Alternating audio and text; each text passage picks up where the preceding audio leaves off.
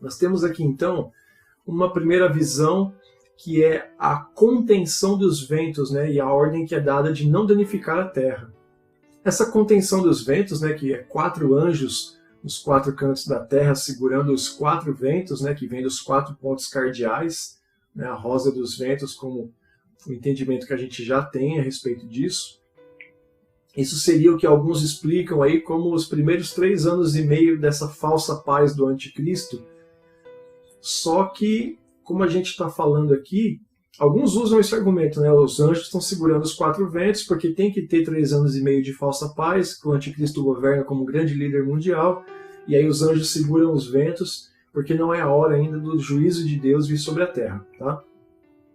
Só que nesse entendimento, você tem ali a retirada da igreja mediante a volta de Jesus, né? Pré-tribulação, segundo o entendimento pré-tribulacionista.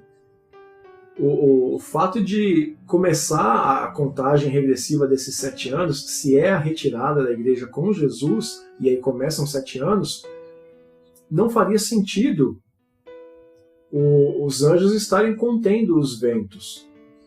Tá? E outra, Jesus, no Apocalipse aqui, os reinos deste mundo passam a ser dele e ele passa a reinar com o cetro de ferro, aquela coisa toda, após o toque da última trombeta, que é o entendimento que nós vamos ver daqui a pouquinho no capítulo 11, que é o entendimento que Paulo dá, tanto em Coríntios quanto em Tessalonicenses, que é a explicação que Jesus dá quando ele fala do arcanjo com voz de trombeta, voz de arcanjo, alarido de trombeta. Aqui não tem trombeta na contenção dos ventos.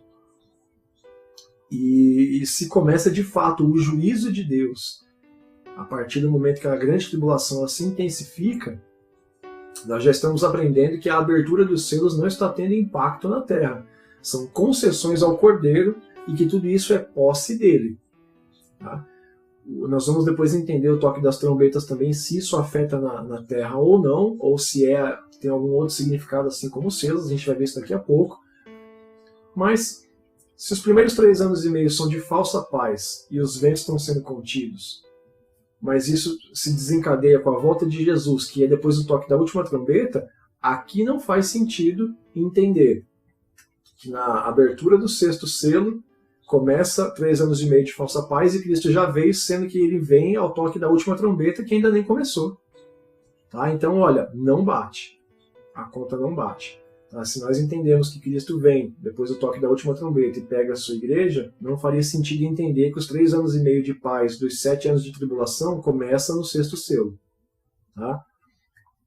E muitos defendem que no 6º selo começa a tribulação por causa que nós vamos ver daqui a pouco, que é a questão dos mártires com vestes brancas, lavadas no sangue do Cordeiro, que alguns vão dizer estes são os que vêm da grande tribulação. Se a grande tribulação aqui já está rolando no capítulo 7, então não faz sentido aqui a contenção dos ventos, 3 anos e meio de paz, Jesus voltar na 7ª trombeta, sendo que no 6º selo já é a grande tribulação.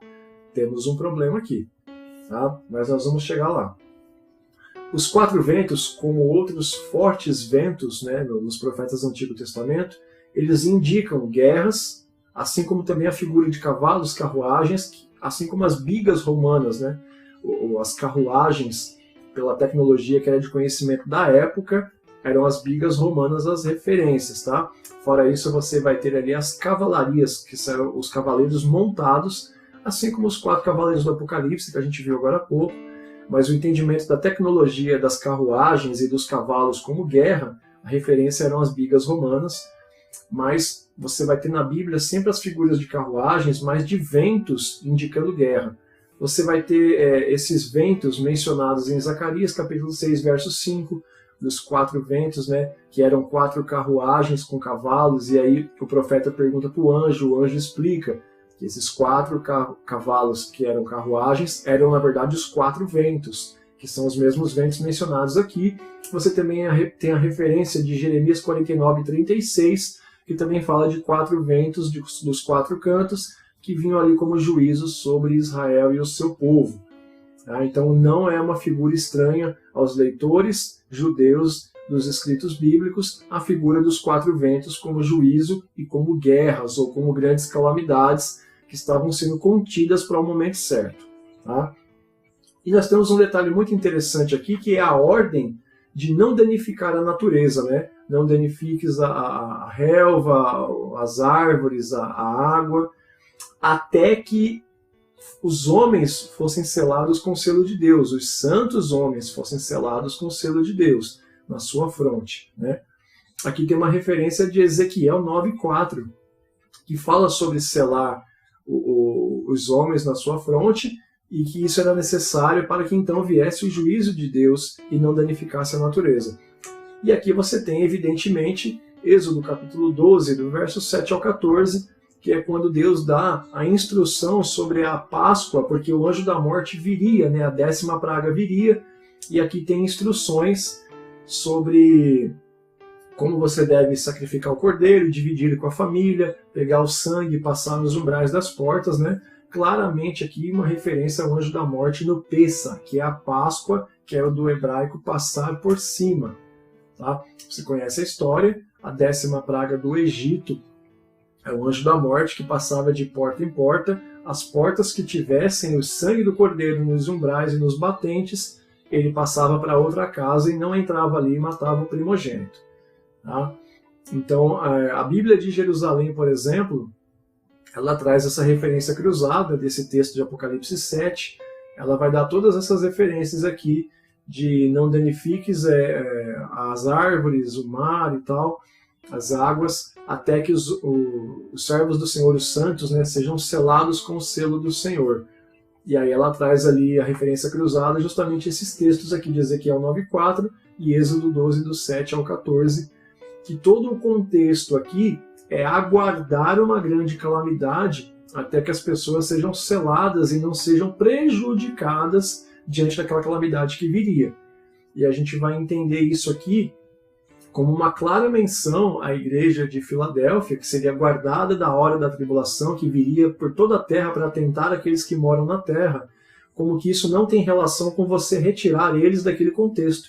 Eles estavam dentro daquele contexto, mas eram preservados ali se fossem selados com o selo do Senhor, que nós vamos entender o que é. Tá? Então esse aqui é mais um texto que reforça o meu entendimento, a minha crença, de que você é preservado da hora da tribulação que há de vir sobre toda a terra, sem que necessariamente você esteja tirado dela. Assim como no Êxodo, né, o povo que morava no Egito foi preservado da grande tentação que veio sobre todo o Egito, sem que fossem tirados de dentro da cidade propriamente dita. Tá? Aqui é uma clara referência, e veja que a Bíblia de Jerusalém é uma Bíblia teologicamente católica, mas que os autores e os tradutores dela têm esse entendimento de que aqui é uma referência das figuras que João faz a Ezequiel 9:4 e a Êxodo 12, do 7 ao 14. Tá?